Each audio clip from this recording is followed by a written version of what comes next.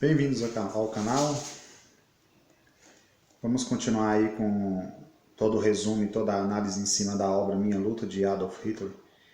Espero continuar contribuindo para aqueles que são curiosos com a literatura, né? E também tentar formar um pouco de senso crítico e até mesmo e dar um pouco de conhecimento para as pessoas que não costumam ler, mas gostam de assistir ou ver algum tipo de análise. Então eu vou rodar a vinheta, peço que se inscrevam no canal, deem o seu like ou o seu dislike, isso pode contribuir para que o canal seja duradouro, né? E a gente continue contribuindo com obras importantes aí.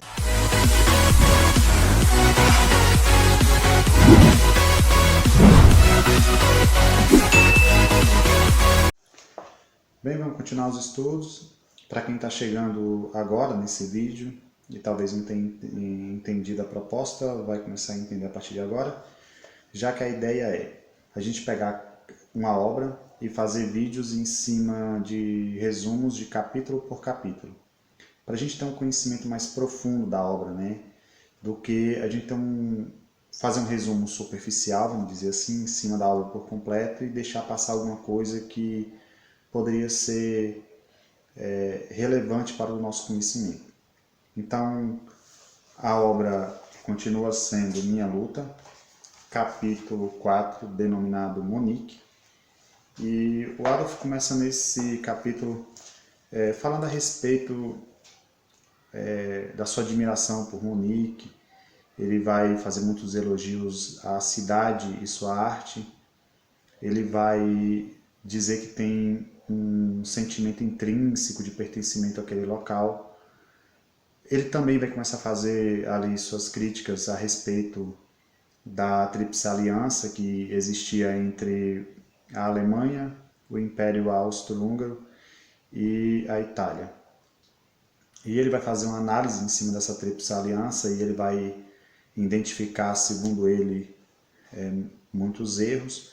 E entre esses erros, ele dá mais ênfase em um, que seria a aproximação da Áustria com a Itália, já que na visão dele ele não via nem no povo italiano, nem no governo italiano algum sentimento de motivação que pudesse manter aquela aliança.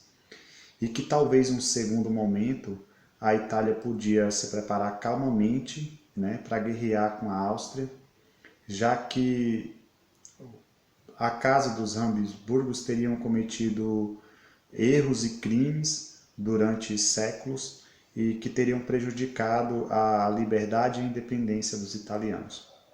Então ele via que a qualquer momento essa aliança podia ser muito frágil e assim a Alemanha acabar pagando por essa escolha, vamos dizer assim. Ele vai afirmar que essa aliança foi firmada simplesmente para manter o Reich em pé, e que, ou seja, manter a existência do mesmo, né? E que esse motivo por si só já era errôneo e que o Estado tinha que partir de outro pressuposto. O pressuposto esse seria uma reflexão e a busca da solução de duas perguntas, onde uma dessas perguntas ele deixa muito diretamente já a resposta, que ele vai fazer uma análise a respeito do crescimento populacional do Estado alemão, onde segundo os números deles seria de 900 mil almas por ano, e esse crescimento populacional traria escassez de alimentos para um exército de novos cidadãos. É assim que ele escreve literalmente. E ele vai deixar isso muito específico na página 99, eu vou até abrir aspas. E ao ler esse capítulo, encontramos ali fragmentos, né, mesmo indiretos, citações indiretas, de dois pensamentos. Entre um deles do Thomas Malthus e o outro do Charles Darwin. Mas vamos partir para a página 99, abre aspas. Primeiro, podia-se, a exemplo da França, limitar artificialmente o crescimento de nascimentos e com isso impedir uma superpopulação. A própria natureza costuma agir no sentido de limitar o aumento de população de determinadas terras ou raças em espécies de grandes necessidades ou más condições climáticas, bem como de pobreza do solo e isso com um método tão sábio quanto inexorável. Ela não impede a capacidade de procriação em si, mas a conservação dos rebentos, fazendo com que eles fiquem expostos a tão duras provações que os mesmos resistentes é forçado a voltar ao anseio do eterno desconhecido. Fecha aspas. Segundo ele, a falta de escassez de alimento provocada por uma superpopulação faria com que um povo tivesse que, vamos dizer assim, se sobrepor a outro para poder manter a sua existência. E ele vai fazer essa concordância indireta com Malthus, fazendo esse reconhecimento que a falta de alimento, a escassez de alimento, faria com que um povo tentasse sobrepor ao outro. E vamos dizer assim, essa tentativa, né, faria com que houvesse a sobrevivência do mais forte.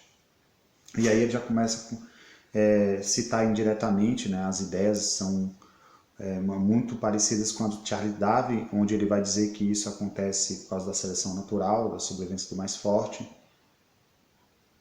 Só que nós devíamos nos ater a dois fatores. Ele vai dizer que um é o fator da seleção natural, que seria da natureza, que essa seria irracional, e ele vai depois explicar por quê. Mas ele vai dizer também que tem o fator humano, que esse seria racional. E ele vai deixar isso muito específico na página 101. Eu vou ler, depois eu vou tentar passar a ideia para ele como seria essa forma racional e irracional que haveria nessa seleção natural.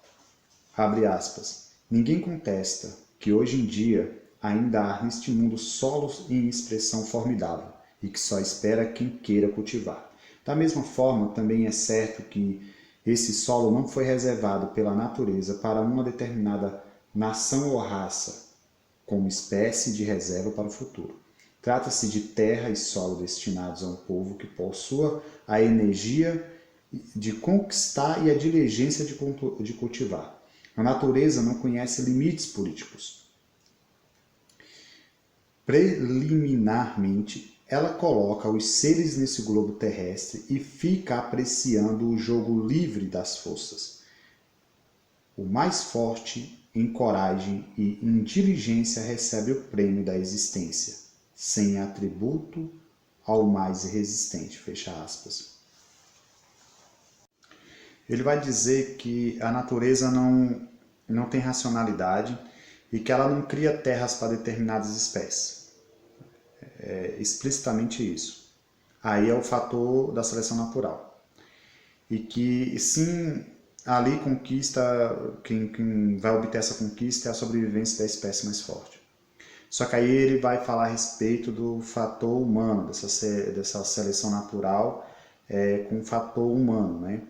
Aí ele já vai dizer que essas terras cultiváveis, elas são destinadas à espécie que tiver mais energia para conquistá-las. E ele vai fazer um contexto disso em cima de soma zero. Ele vai afirmar que enquanto um povo conquista, o outro perde. Então, um sobrepõe em cima do outro. E assim, essa raça mais forte poderá dominar, vamos dizer assim, os rumos da evolução humana. Só que aí ele também vai dizer que também tem outra opção, que seria esse povo se limitar à colonização interna, ou seja, esse povo superior ele poderia se limitar às suas próprias terras e tentar viver do seu próprio meio, do seu próprio ambiente. Porém, abriria precedentes para que uma raça, um povo inferior, tomasse de conta do globo, né? Aí sim, depois que essa raça, segundo ele, dominasse o globo, e ele ainda vai afirmar que isso aconteceria aos modos da democracia ocidental, porque ele tem toda uma crítica à democracia ocidental. Ele vai dizer que depois que essa raça sobrepor sobre o globo e fazer uma colonização externa, a própria natureza fará essa seleção com esse povo, ou seja, ele mesmo entre eles, mesmo eles sobrepondo, sendo inferiores, só sobreviverá àquelas raças que, dentro daquela raça inferior, os melhores deles. Ele sempre vai incutir que tem uma sobrevivência do mais forte. Aí ele vai continuar afirmando que existe uma outra possibilidade, que seria uma nação ou uma raça sobrepor a seleção natural e tomar os rumos para formar um povo puro, uma raça pura. E essa tomaria para si a responsabilidade do futuro da humanidade e não se limitar à colonização interna, que seria o povo que ele chama raça ariana, tentar sobreviver do seu próprio meio, do seu próprio estado, do seu próprio ambiente. Né? E, segundo ele, após ter noção dessa responsabilidade, dessa raça ariana sobre o futuro da humanidade, eles teriam que ter uma consciência. Essa consciência teria que partir da consciência de não ser pacifista. E que, ao ponto que quando essa raça tivesse essa consciência, ela teria que sobrepor a territórios de outras raças para poder antecipar essa seleção natural. E ele ainda vai dizer mais, ele vai dizer que a conquista desse território teria que ser na própria Europa. Por quê? Porque ele não via a forma de colonização algo bom, porque ele vai fazer uma análise ali, citando a Inglaterra e os Estados Unidos, né? Quando ele diz que quando está muito longe, ali você não consegue controlar rupturas. Ou seja, quando estivesse ali dentro da própria Europa, tomando espaço na própria Europa, deixando de ser pacifista e buscando guerrear por territórios e ganhar espaço, né? Aumentar o seu Estado, é a palavra que ele usa, aumentar o Estado, aumentar o Reich. Então, isso teria que ser feito dentro da Europa, porque se fosse feito por um modelo de colonização, afastar a sociedade dela própria, então ali abriria precedentes para ruptura no próprio Estado, no próprio Reich. Então, o espaço teria que ser tomado ali na própria Europa. É assim que ele afirma de forma bem categórica. Ele vai continuar afirmando que o povo tem que ficar junto, esse povo tem que ficar no território próximo, aumentando o Estado cada vez mais, só que ele vai se ater a não confundir Estado simplesmente como território, né? E ele vai dizer o seguinte, que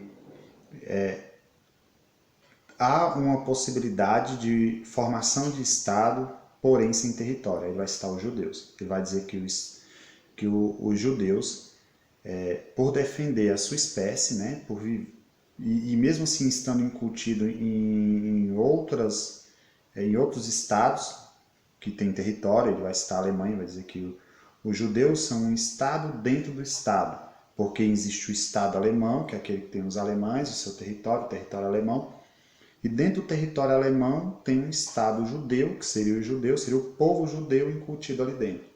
E essa miscigenação atrapalharia essa seleção natural. Fora que ele vai também denominar que o Estado judeu seria, segundo ele, um Estado parasita, que é um Estado sobrevivendo de outro Estado. É algo bem, eu considero assim, meio filosófico demais, ao ponto que fica difícil até de entender. Mas resumindo é isso, ele vai dizer que não é somente você não pode resumir o Estado simplesmente em denominar isso de forma territorial, mas sim você tem que olhar no contexto de espécie, né, de raça. Então uma coisa é o território alemão, outra coisa é o Estado alemão como espécie, uma coisa seria os judeus que não teriam um território, mas porém teriam um Estado, teriam uma espécie, teriam uma raça que segundo ele, viveria de forma parasita dentro de outros estados que teriam território. Ele vai concluir o capítulo dizendo que o Estado judeu tem um único objetivo, que seria preservar a espécie, né? Preservar e isso, ele vai dizer que eles vão utilizar a religião como desculpa para manter esse Estado, para manter essa espécie, e que aquilo não passava de uma desculpa, que na verdade seriam uma forma de ele se infiltrar mais fácil dentro dos estados alheios, vamos dizer assim. E assim conseguir sobreviver de forma parasitária. Ele deixa, ele repete esse termo, esse adjetivo, vamos dizer assim, diversas vezes, né, com o povo judeu. A partir de aqui a gente já começa a enxergar muito ele tentando dividir, né, para poder governar. É notório que isso é uma tática em qualquer regime autoritário. Primeiro você divide para depois conquistar. Ele começa aqui a dividir então as raças, né? Denominar que existe um Estado e que uma coisa é um Estado em território, outra coisa é um Estado em termos de raça e espécie. É uma forma de dividir. Isso a gente conseguimos enxergar de forma bem clara nesse capítulo. Então, no próximo a gente continuaremos, né? Espero que tenha agregado aí a um conhecimento mais profundo da obra.